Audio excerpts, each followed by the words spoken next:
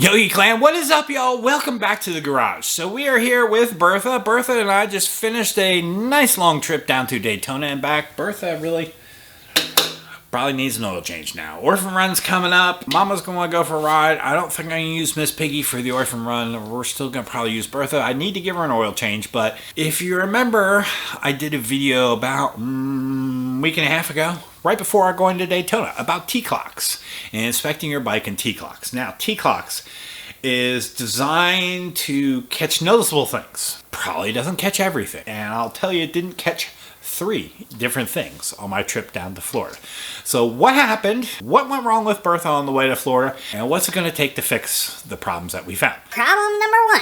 We were heading down 95. We were going at a comfortable rate of speed. I was in cruise control, enjoying my day, enjoying the sun at that time before the rain came, and enjoying my music. And we're cruising along. We came up on some traffic. So usually when I'm in cruise control, to disengage the cruise control, I'll tap the front brake. I'll go like that. Cruise control kicks off. We start slowing down. So that's what I did. I tapped the front brake and it didn't go off. So I tapped the front brake a little harder. Nose went down, so clearly I was braking. I let go of the brake. Nose came back up, started accelerating, moving down the road. I'm like, why did my cruise control not disengage, so? Look down at my foot pedal, hit the rear brake on the foot pedal, cruise control turns off. And I know the front brake was the front brake is working. But if you watch that video, you can see me pulling the lever and my brake light was going on. So I just inspected this bike. You know, this was Sunday I recorded a video, and Friday I'm rolling to Daytona. And I didn't ride the bike in between those 2 days. Didn't think anything was wrong. So, keep on going, put it back in cruise, keep on going, get a little further down the road, squeeze that front brake again. Still stayed on. Didn't disengage the cruise. By the time we got to the campsite Friday night, it was very, very wet and fairly cold. And I parked at the campsite. I'm like, dang it, that cruise control. Yeah. What's going on with that? So I turn on the brake, or turn on the bike like this. Foot pedal, rear wall, foot pedal, works great. Front hand control.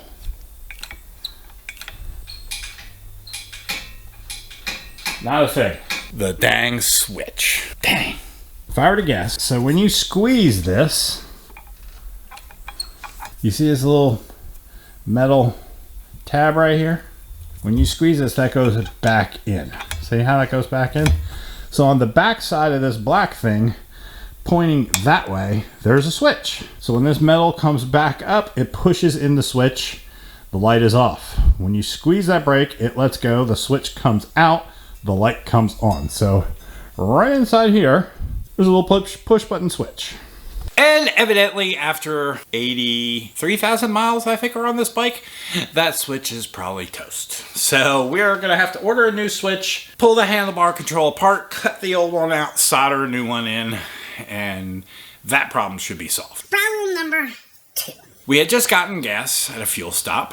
Bike's running great. Go to get on the highway, right? We're getting on the ramp. We're cruising. We're going. We're rolling. We're going up through the gears. I'm in 5th gear. We're at the end of the ramp. I'm getting ready to cut across 2 lanes to get into the left lane. I punch it. And we're off. And I see the RPM go whew, up here, but the bike wasn't going anywhere. And then slowly the RPM came down, and the acceleration started going up until like those 2 met, and then then they went like that. And then, so on this bike, it has a little gauge right by your odometer. It'll say 1, 2, 3, 4, 5, 6 to tell you what gear you're in. When I left the exit ramp, I was in 5th. When I hammered it, it went up. The RPM, like I said, went up 4,000, 4,500, and then slowly came back down, matched the speed, and then it kind of went back up again. And then I looked down, that little 5 disappeared. And then the 6 lit up, and the bike took off. I was like, I have an automatic now. What just happened? Because my brain's thinking, well, Yogi, did you shift? And I'm thinking to myself, no, I don't think I shifted. How did it go from 5th to 6th? That's odd. So we just kept rolling. Everything was fine. And then the next time I went to accelerate to pass a car, again, the RPM went boom, but the speed didn't go anywhere. And then the RPM came back down till it like hit bottom, and then it started going up as my speed started going up.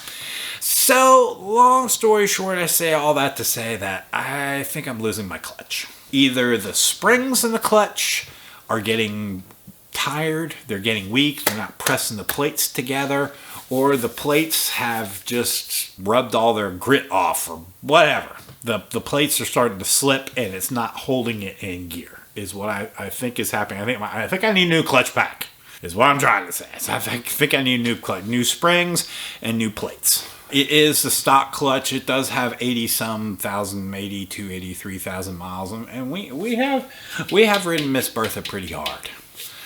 We do a lot of parking lot training days, which I don't necessarily think is bad for the clutch. I do a lot of slow speed racing, which I don't think is bad for the clutch. I mean, but it's working the clutch. So maybe over time that's just made those stock springs sleepy, a little tired, a little worn out, kind of like how I'm feeling. I think I'm going to get a new clutch pack and put in a new clutch pack here shortly. Not sure. I don't think I can get that done before the Orphan run, but I don't think it's ready to give up the Ghost quite yet. I think it's just having trouble in high RPMs. It's starting to slip in high RPMs. So as long as I baby it between now and then and not beat on her, I think she'll be okay for probably a couple more weeks till I can get a new clutch pack and put a new clutch. Barnett, if you see this and you want to sponsor me, hey, let me know. I do want the heavy duty clutch pack, just saying. That's issue number 2. The clutch is slipping. We need to fix that. It got me home. I noticed this on the way down, and the bike got me all around down in Daytona and back home. So I don't think it's like, I don't think I'm going to pull out of the driveway and suddenly I've lost the clutch. I don't think that's going to happen. Now, you may be saying, well, Yogi, why don't you just go ahead and, adjust the clutch? Well, it is a hydraulic clutch, first off. So I could adjust it down clutch hub. You pull that nut out, you pull the set screw, you spin it until it hits bottom, you back it out 3/4 turn, you lock the nut. Yeah, I probably could do that, and very well, maybe I will do that. It may buy me another 500,000 miles maybe, but I think the clutch is just getting tired, and I think it's just time to replace it. So I don't know if I'm going to waste the time pulling it apart, if I'm just going to pull it apart anyways. $250. So we're not really talking a whole lot. The other thing I did notice, I do need to get a cover for the water pump. After the water pump died and my last cover, wherever it is, going through all that rain and all that road debris, I mean, this cover is pretty beat, pretty worn out. It got ripped off when I ran over a piece of road alligator. I do need to get a new one of these and put it on this bike, cover up that water pump. That was not problem number 3. Problem number 3, fly. Problem number 3 was my heated grip. My heated grip has split, and that is what we're going to fix tonight. Let me show you what happened. Right here is my heated grip. It did split this weekend. It started off as just a teeny little crack. Time went on, that crack grew. Now I bought these covers because Harley Grips, like I have said before, they suck. They don't last very long. And this bike is a 2014. It's coming up on 8 years old, and these grips, they were starting to dry rot and disintegrate. So I bought these 2 years ago, and I think today is the day that I'm gonna have to pull this off. I want to stay with heated grips. I like heated grips. Heated grips are good, so I'm gonna try to salvage this. So I think my temporary fix is I'm gonna put some electrical tape just to keep this from splitting, but summer's coming, so I don't really want to have electrical tape on there during the heat of summer, even though I have these leather covers. So I might just do some electrical tape just to keep this from splitting further, and then maybe find some heat shrink tubing that I can put over top and then put my grip back on. I don't think adding the layers are gonna impede the heat from the heated grip. So let me put you up on a tripod, and we'll start taking this apart and see if we can fix this.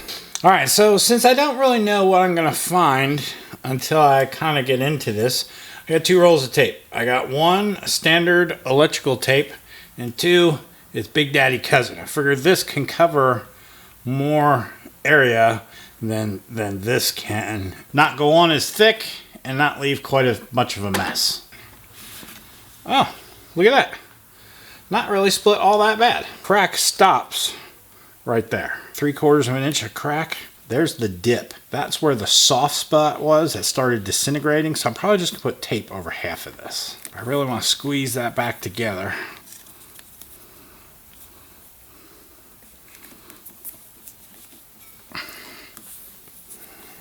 do that.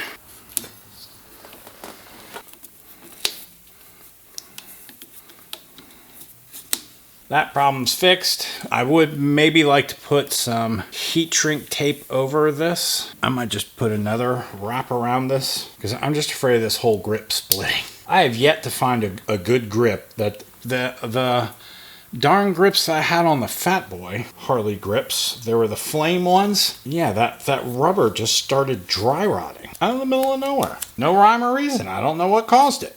I'd be curious if you guys have the same kind of problems with your grips. I mean, I hate putting electrical tape on my grips, but I don't really see any other way to fix this problem, short of pulling that rubber off of there. Now, if that gets sticky and nasty over the summer, I'll just put some heat shrink tape over it. Hopefully now, at least, that grip won't be splitting any further. These leather grip covers have been awesome. I love these things, and they were cheap, too. There we go. Still feel a divot. Feels like it's separated again. Despite that, I wanted to do that first layer of tape, the skinny electrical tape, to try to hold it together. I guess the big thing is just trying to make sure that water doesn't get down. Oh, speaking of water, I wonder how my horn sounds. Haven't tried that yet. This bike in the rain, the horn tends to flood. Well, still sounds alright. The rain didn't kill the horn this time. So there you go, Yogi Clan. With a little bit of electrical tape, the grip problem is now hopefully solved. Hopefully it won't be splitting any further. The heated grip part still does work, even though it had the split in it. That brown that you saw down in there was probably the heating element that heats up and goes through the rubber. But the rubber on these grips, on these Harley grips, it doesn't last long. I don't know how to put it any nicer than saying it just sucks. I mean, this one's still holding up, but it did have, I thought, had a soft spot in it too. I can't feel it now. This one definitely had a soft spot up here in the front corner. I can feel the divot. I can feel the divot in it where it just deteriorates. And I don't know why it does that. I never, you see my videos, I wear gloves every time I ride. So you can't say, oh, Yogi, well, it's because of hand oils. No, it's not. So I put these covers on to try to protect it. They were like 15, 20 bucks. They're pretty cheap. You can get them off of Amazon. So that just, I don't know. It just makes me think it protects it. Plus, it makes the grip a little fatter, which I kind of like better anyways. But, I mean, it's the whole reason why I took the grips off Miss Piggy and put the Biltwell grips on there, because that rubber was just dry rotting. It just was crap. I don't know if your grips do that. If they do, leave it in the comments and tell me why. Because it's not because of hand oil. I don't think it's because of the sun. I mean, these bikes are, you can see, garage kept. So why are these grips why is this rubber just deteriorating after only a few years? I mean, these grips, sure, they're 7 years old now, but I've been dealing with this problem for 3 or 4 years old. The bike was only like 3 years old when the grips started doing this. So I don't know if your grips do that, but my quick fix is electrical tape to try to keep it from splitting any further if you have those stock style grips. Or if not, if you got like a fancy like the flame ones, you're gonna have to consider buying some kind of leather cover, or doing like I did with the other one and just wrapping it with paracord is what I did, and I got another few years out of the grips if you don't feel like buying grips. So there's 2 solutions to help you if you're having grip problems, like how to at least get a few more miles out until you can find a pair of grips that you like and replace them. You know, I would replace these with the Biltwells like I have in the Fat Boy, because I love those grips, but they're not heated. And these are. And these are really nice during the winter. And now that I'm getting kind of older, I really kind of like them. So they're going to stay. And I think when these grips eventually die and they don't heat anymore, I'll probably buy heated grips again. Although having heated gloves this year, especially going down to Florida, having heated gear going to Florida in this Daytona trip, dude, that was a lifesaver, let me tell you. Gerbing pulled through, kept me warm. Even though I was drenched and it was 40 degrees out, I was still warm. Thumbs up, Gerbing. You did an awesome job. Thank you, Yogi Clan, for joining. Still have the switch to fix on the brake light here. Still have the clutch pack to replace. 2 videos will be coming your way soon. I do have the progressive springs for the front of Miss Piggy. I do have the parts on order for the Valkyrie to rebuild the carbs. Got the thumbs up for the customer to keep going on the bike despite all the setbacks we have. So more exciting wrenching videos coming up. And I thank you all for joining me. Hope you have an awesome week. Next weekend, Orphan Run. Hope to see you there. All right, Yogi Clan. Thanks for joining. Catch you later. Peace. I can't.